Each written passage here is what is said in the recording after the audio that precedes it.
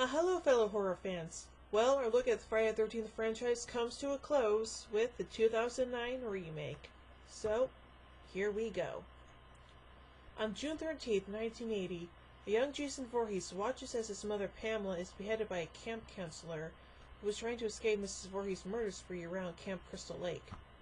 Almost 30 years later, a group of friends, Wade, Richie, Mike, Whitney, and Amanda, arrive at Crystal Lake on a camping trip to search for marijuana growing in the woods. That night, an adult Jason kills everyone except Whitney, whom he captures since she resembles his mother at a young age. Okay then. 6 weeks later, Trent, his girlfriend Jenna, and friends Chelsea, Bree, Joey, Nolan, and Lawrence arrive at Trent's summer cabin on the shore of Crystal Lake. Meanwhile, Whitney's brother Clay Miller arrives at the lake to search for her. Clay visits Trent's cabin, and Jen agrees to help him search for Whitney. As they search, Jason kills Chelsea and Nolan while they are wakeboarding on the lake. Clay and Jenna search the old Crystal Lake campgrounds where they see Jason hauling a body into the abandoned camp house. Jenna and Clay run toward the other spot Jason, who arrives and disconnects the cabin's electricity. Jason kills Chewie and Lawrence outside the cabin and sneaks inside and kills Bree. Trent, Clay, and Jen escape the cabin, but Trent is killed when he reaches the main road. Jason chases Clay and Jenna back to the campgrounds, where Clay discovers Jason's lair and finds his sister chained to a wall. Clay frees Whitney, and all three try to escape as Jason arrives. They find an exit, but Jenna is killed before she can escape. Aww. Jason corners Clay and Whitney. Whitney confuses Jason by pretending to be Pamela, and stabs him in the chest with his own machete. Clay and Whitney dump Jason's corpse into the lake, but before they leave, Jason bursts through the wooden dock and grabs Whitney. Dun dun dun. Yeah, that was said before a sequel that never happened. So anyway, let's get the production of this movie beginning with development. New Line Cinema's Toby Emmerich approached Platinum Dunes producers Michael Bay, Brad Fuller, and Andrew Form about remaking Friday the 13th in the same way they restarted the Texas Chainsaw Massacre franchise. They agreed and spent over a year obtaining the film rights from Paramount Pictures, New Line, and Crystal Lake Entertainment, the latter run by Friday the 13th creator Sean S. Cunningham. Paramount executives gave Platinum Dunes producers a license to use anything from the original films, including the title. Paramount was given the rights to distribute the film internationally, and New Line retained U.S. distribution rights. Fuller and Form said they did not want to make Friday the 13th Part 11 or 12, but wanted to rework the mythology. They liked elements from the first four films, such as plot points and ways particular characters are killed, and planned to use them in their remake, which they did with Paramount's approval. Fuller said, quote, "I think there are moments we want to address, like how did the hockey mask happen? What happened differently in our movie than in the third one? Where is Jason from?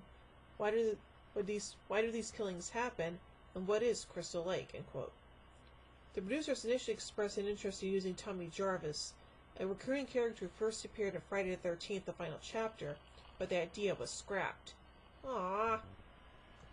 Though the producers decided that Friday the 13th would not be an origin story, they said that they wanted to work out a logical origin story for Jason that would provide a sense of history as the film progressed.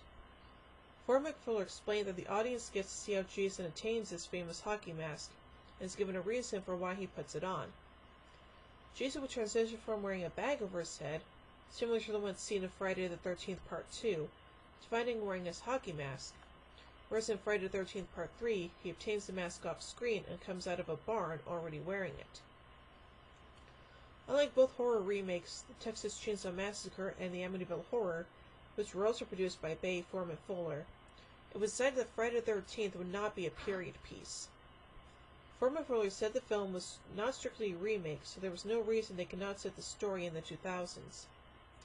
In October 2007, Damien Shannon and Mark Swift, the writers of Freddy vs. Jason, were hired to write a script for Friday the 13th. Jonathan Liebesman was in negotiations to direct the film, but scheduling conflicts meant he was unavailable, and Fuller informed George Marcus Nispel.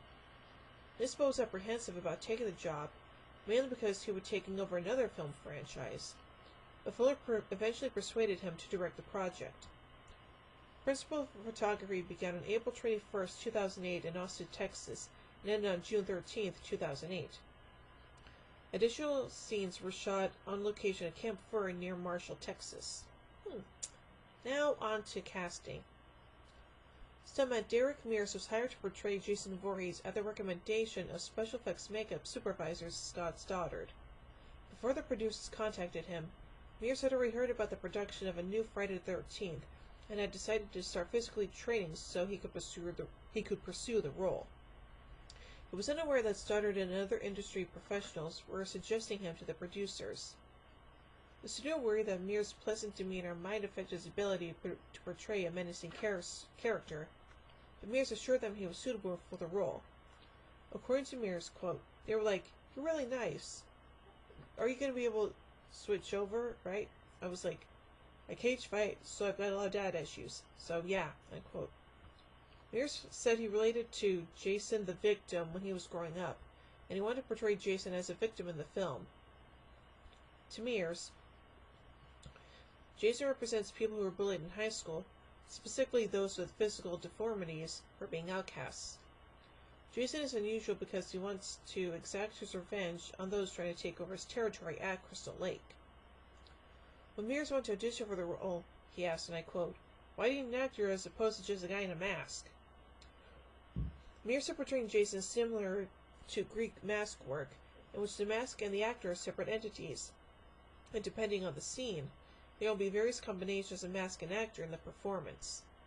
Mears said the energy from the actor's thoughts will be picked up by the camera. He compared his experience behind the camera to a stock car race.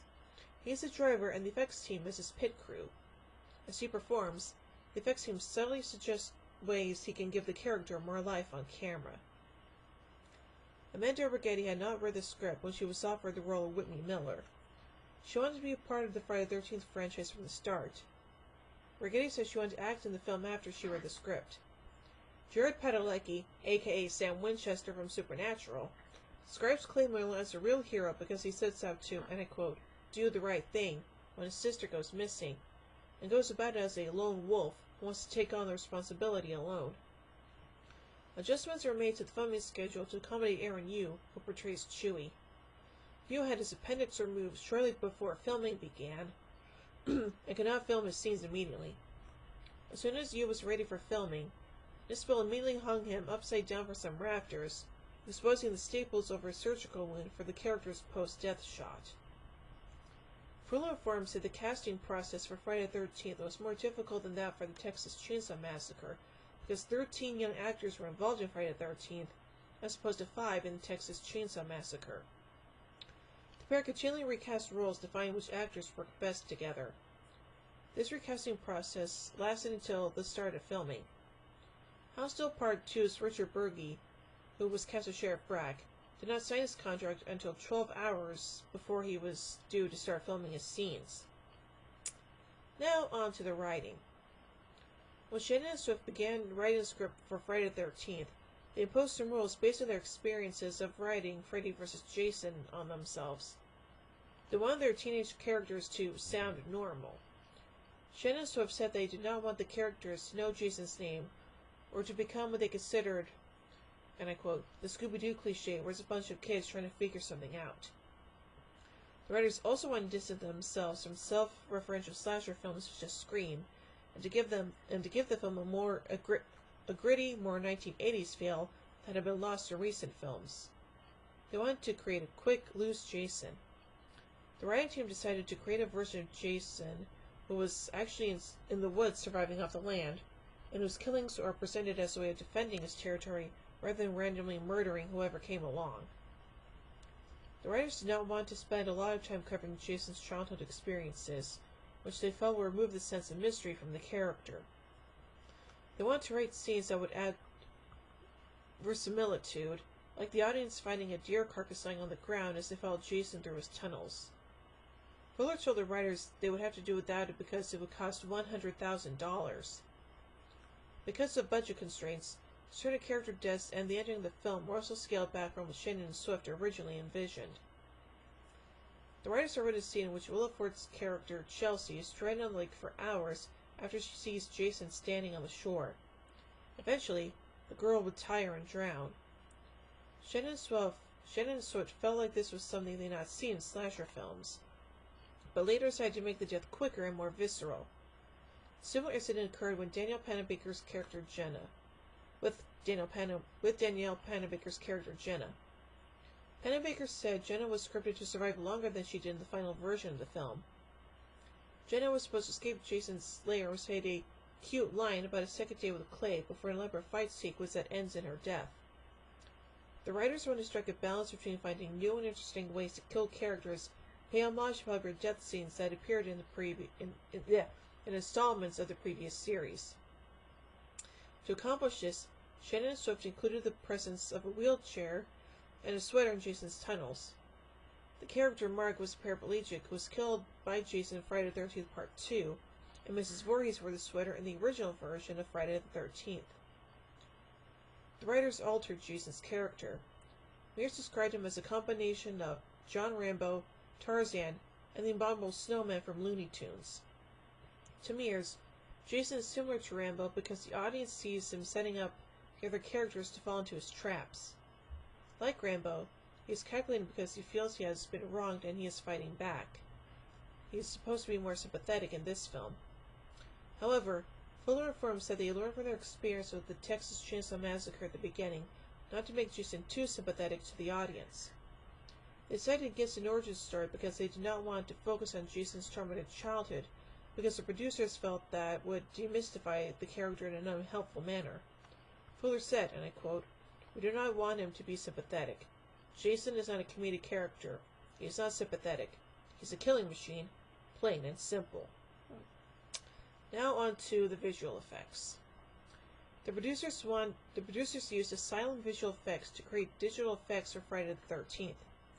Although director Marcus Nispel is a proponent of practical effects, so same here, Asylum had to digitally create some shots to protect the actors and to allow the director to achieve a specific look. Visual effects supervisor Mitchell Drain assigned 10 crew members to work on the visual effects. They first analyzed the script in pre-production to decide which shots would need digital effects. Asylum worked on 25 shots for the film. One of the first scenes Asylum was given was the scene depicting the death of Amanda, in which Jason ties her into her sleeping bag and hangs her over a campfire. The risk to the actor and the surrounding women was deemed too great to physically perform the scene. Asylum created a composite of 2 shots to show Amanda burning to death in her sleeping bag. Instead of creating a computer-generated model of the campfire, a real campfire was filmed. Asylum compositor John Stewart blended that footage with shots of the hanging sleeping bag into a single shot. Stewart digitally altered the flames to keep continuity between frames. Another composite shot is used in the scene in which Chelsea is hit by a speedboat.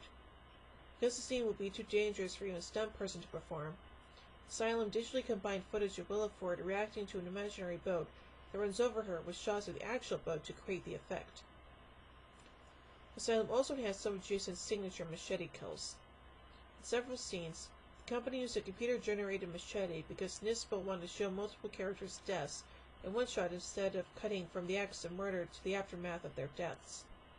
In one scene, Jason kills Richie by slamming a machete into his head. Instead of using a real blade with a fake head, Nispel had Feldman act dead as Mears pulled a handle, with only a portion of the blade attached, away from Feldman's head.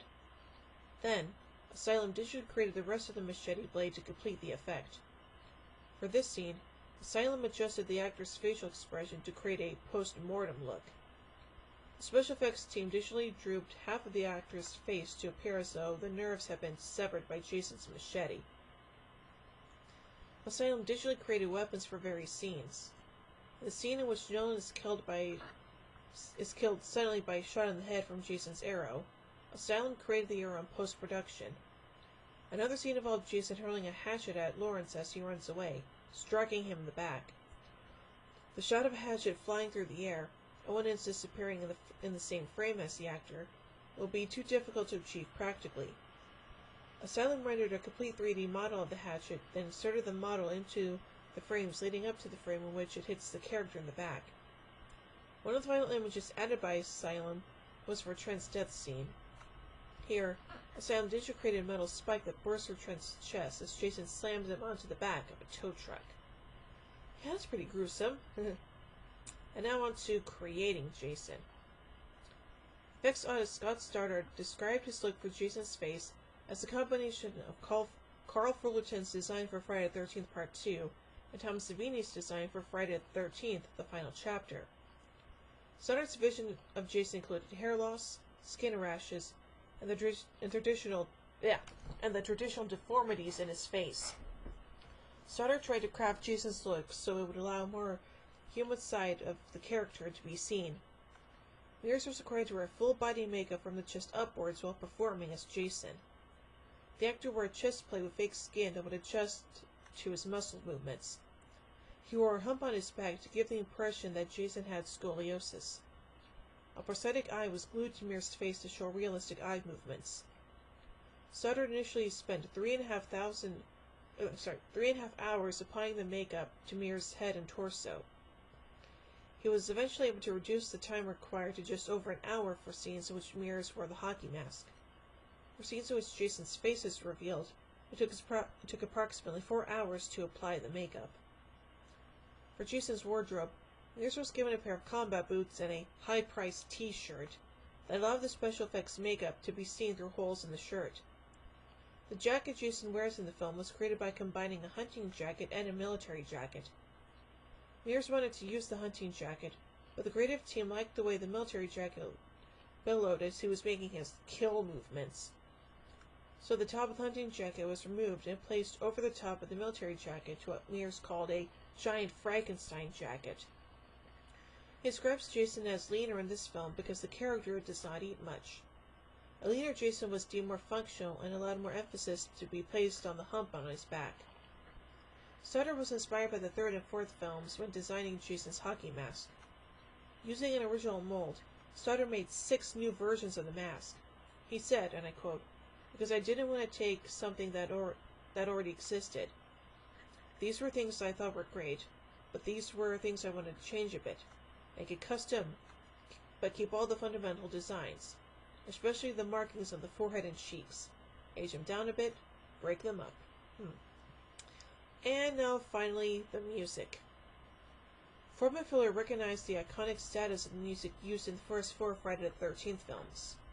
For the 2009 film, they immediately had the studio obtain the licensing rights to the music, which was composed and originally performed by Harry Manfredini. They did not plan to use the score in its entirety, but they used Steve Jablonsky to compose a score that was reminiscent of Manfredini's and created the atmosphere for the 2009 film. Nispel contacted Jablonsky to score Friday the 13th after working with him on the remake of the Texas Chainsaw Massacre. Nispel told Jablonsky he wanted him to create something that Nispel could whistle when he left the theater, but was subtle enough that it would not immediately register after watching the film. Nispel said, and I quote, "I don't believe that.